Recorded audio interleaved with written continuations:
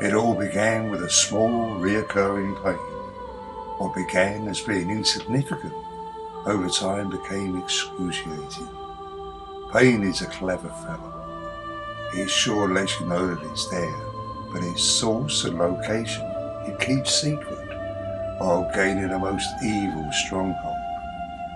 For a long time I was easy prey for the pain. It came with lashings of fear. When you're in constant pain and afraid also, the soul itself becomes weakened and the beast gains a foothold. Time came when I needed help. Before long the hunt was on. The medical testing was awful and degrading, but eventually the beast was identified and located. Let battle commence. It was time to entirely entrust those who were about to attempt to save my life. As the anaesthetic filled my veins, I remember looking at the eyes of the medical team. One female appeared to have a tear upon her cheek. Then I was out. My operation lasted several hours. Although I was unconscious, I was aware that something big was going on. I awoke into a narcotic haze. Gradually I became aware of the array of tubes and bags attached to my body. My only lucid thought was, well, I'm still alive. I drifted in and out of consciousness for an indeterminate length of time. One night I woke up and my surgeon was beside my bed. He shook my hand and said, "Al, I'm pretty sure that we got all of it." It's no small thing to grasp the hand that saved your life. I cried. The next days I spent cruising on a morphine-induced excursion.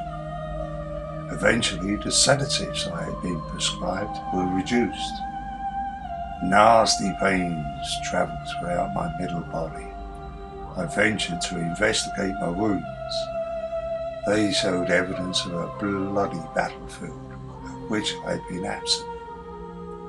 For the next several days I mentally travelled through and floated above an unfamiliar world. Somehow I knew I was being watched over and safe.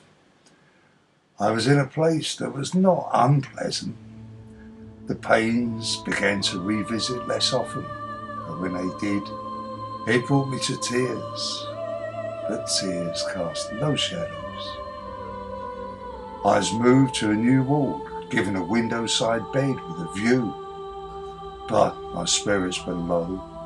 I felt like a wounded animal stuck and drowned in an inescapable ditch.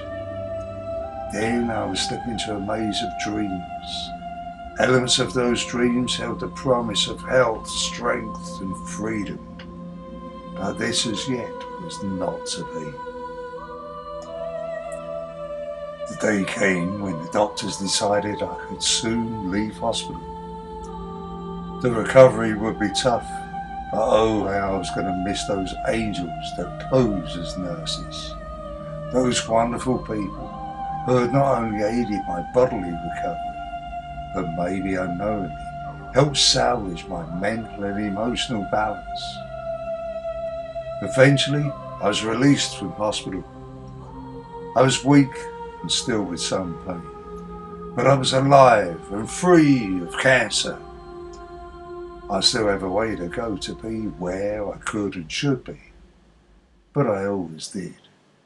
Now I'm trying to do so with a far bigger smile